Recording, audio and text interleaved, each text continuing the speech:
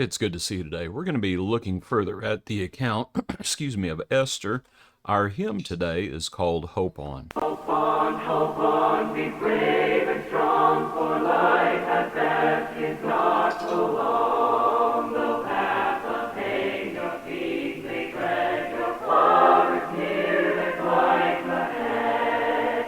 Be of good courage, all ye that hope in the Lord, and He shall strengthen your heart, He shall strengthen your heart.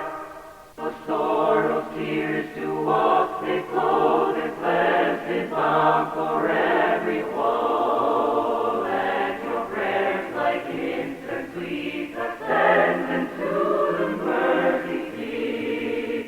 Be of good courage, all ye that hope in the Lord, and He shall strengthen your heart, He shall strengthen your heart.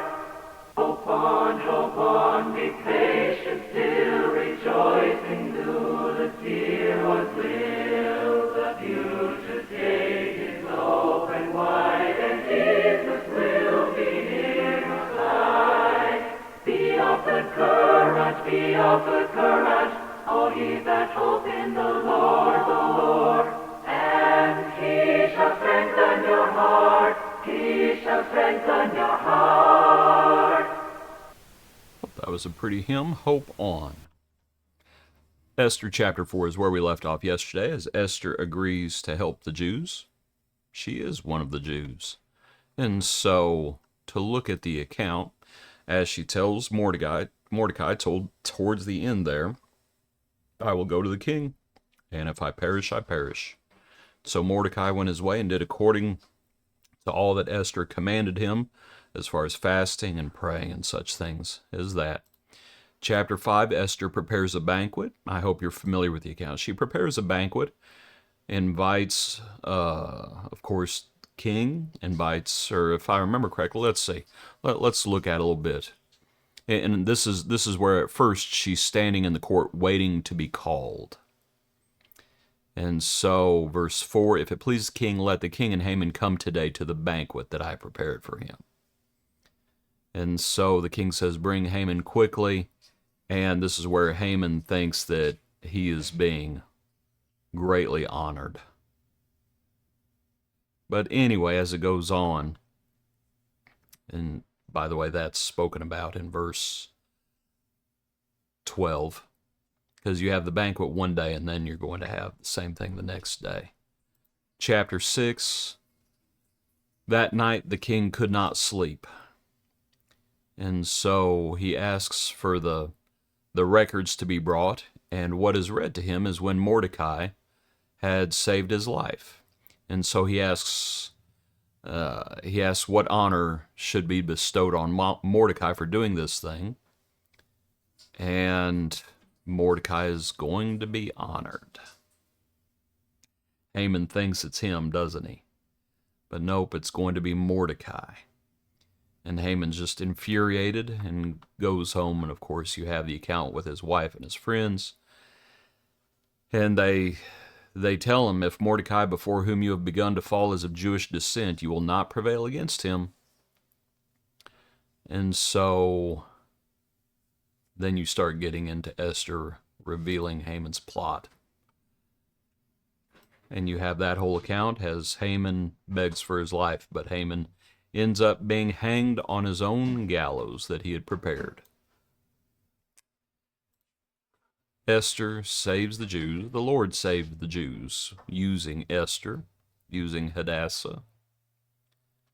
And so you have the remainder of the account as all of their adversaries are going to be destroyed.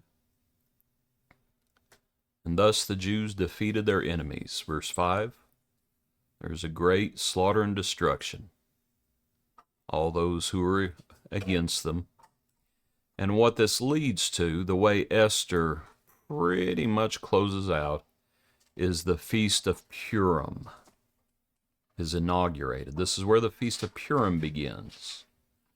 And so chapter 10 speaks of the greatness of Mordecai, but chapter 9, I think the last verse of the chapter, pardon me for scrolling so quickly.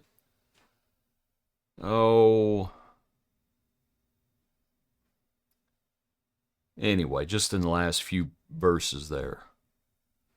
Verse 26, so they call these days Purim after the name pure, therefore because of all the words of this letter, what they had seen concerning this matter, what had happened to them, the Jews established and imposed it upon themselves and their descendants and all who would join them, that without fail they should celebrate these 2 days every year, it says. And so it was just a time of great rejoicing, that the memory of them should not perish among their descendants, there in verse 28. And so, as this is happening, and then, of course, chapter 10, the greatness of Mordecai. For Mordecai the Jew was second to King Ahasuerus. When it's all said and done, and it was great among the Jews, and well received by the multitude of his brethren, seeking the good of his people, and speaking peace to all his countrymen. I was just looking at the account.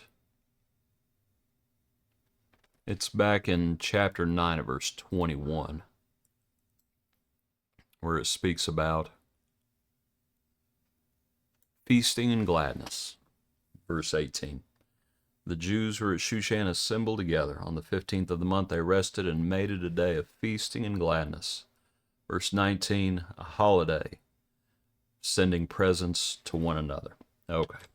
Anyway,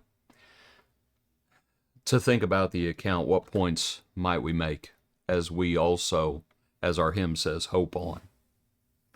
Remember what Mordecai said, deliverance will come.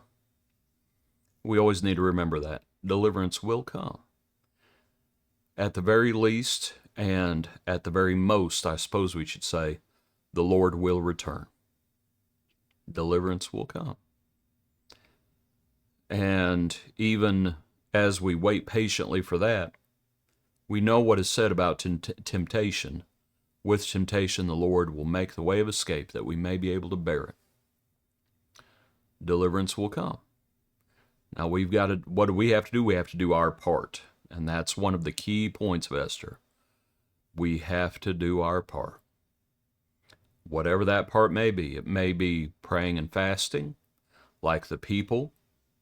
It may be Mordecai honoring the king and then getting word to Esther. It may be Esther herself doing her part as queen. We have to do our part. And when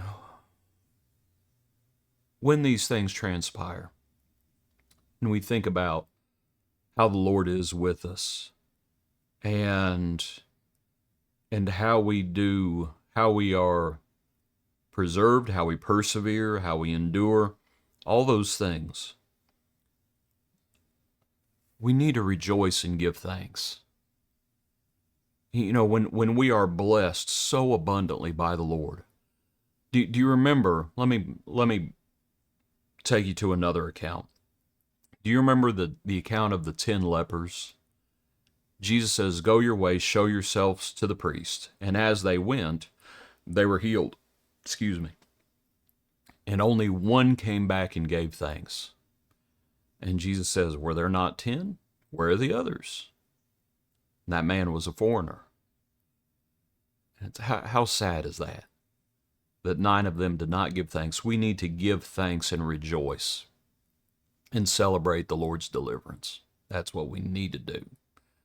When we're delivered, we better say thank you. That's why we worship God. We are giving thanks. Giving thanks to Him, giving thanks for His Son, giving thanks for furnishing us and delivering us.